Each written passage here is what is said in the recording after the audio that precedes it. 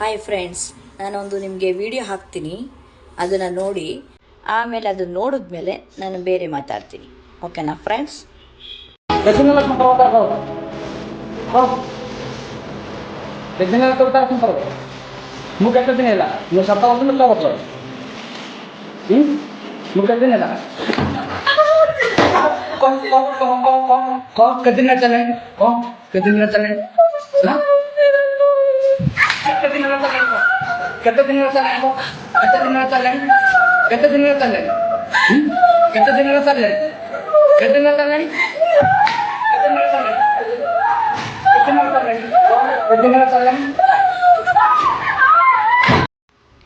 Friends, video ನೋಡಿದ್ರಿ ಅಲ್ವಾ? ಆ ವಿಡಿಯೋದಲ್ಲಿ ಒಬ್ಬ ಗಂಡ ಹೆಂಡತಿಗೆ ಸಿಕ್ಕಾಪಟ್ಟೆ ಹೊಡಿತಾ ಇದ್ದಾನೆ. ಆದರೆ ಏನಕ್ಕೆ ಅಂತ ನನಗೆ ಗೊತ್ತಿಲ್ಲ.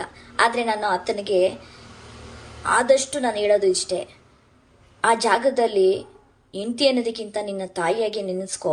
ಆ ಜಾಗದಲ್ಲಿ ನಿನ್ನ ತಾಯಿಗೆ, ಅಕ್ಕ ತಂಗಿರಿಗೆ ನೀನು ಹೊಡಿತಿದ್ದೀಯಾ? ಇಲ್ಲ ಅಲ್ವಾ? ಆ ಜಾಗದಲ್ಲಿ ಅವಳು ಎರಡನೇ ತಾಯಿಯಾಗಿರ್ತಾಳೆ. ಅದನ್ನು ಬಿಟ್ಟು ಅವನು ಹೊಡೆದಿದ್ದಾನೆ.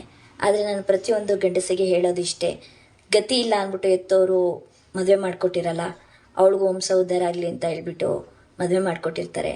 ಆದರೆ ದಯವಿಟ್ಟು ಯಾರು ಹೆಣ್ಮಕ್ಳಿಗೆ ಚಿತ್ರಹಿಂಸೆ ಕೊಡೋಕೆ ಹೋಗಬೇಡಿ. ಅದಕ್ಕೆ ಹೆಣ್ಮಕ್ಳು ಮದುವೆ ಆಗದೆ ಅವ್ರವ್ರ ಪಾಡು ಇಂಡಿಪೆಂಡೆಂಟಾಗಿ ಬದುಕ್ತಾ ಇರೋದು.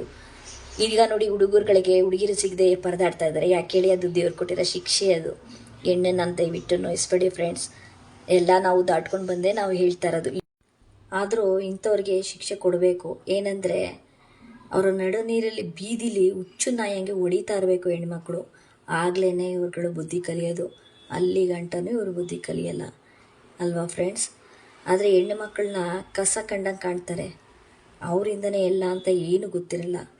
ಎಲ್ಲ ಕಾನೂನು ಬಂತು, ಆದರೆ ಹೆಂಡತಿಗೆ ಶಿಕ್ಷೆ ಕೊಟ್ಟಾಗ ಅವರು ನಡು ನೀರಲ್ಲಿ, ಏಕೆಂದರೆ ಬೀದಿಲಿ ಹುಚ್ಚು ನಾಯ ಆಡ್ದಂಗೆ ಹೊಡೆದ್ರೇ ಅದಕ್ಕೆ ನ್ಯಾಯ ಕರೆಕ್ಟಾಗಿ ಸಿಗೋದು ಅಲ್ವಾ ಫ್ರೆಂಡ್ಸ್?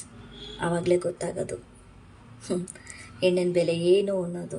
ಅಲ್ಲಿ ಗಂಟ ಯಾರಿಗೂ ಗೊತ್ತಾಗಲ್ಲ ಹೆಣ್ಣಿನ ಬೆಲೆ. ಇನ್ನೊಬ್ಳು ಸಿಗ್ತಾಳೆ ಅಂದ್ಬಿಟ್ಟು ಹೊಡೆದು ಬಡ್ದು ಅವಳನ್ನ ಚೆಚ್ಚಿ ನರಕ ತೋರಿಸ್ತಾರೆ.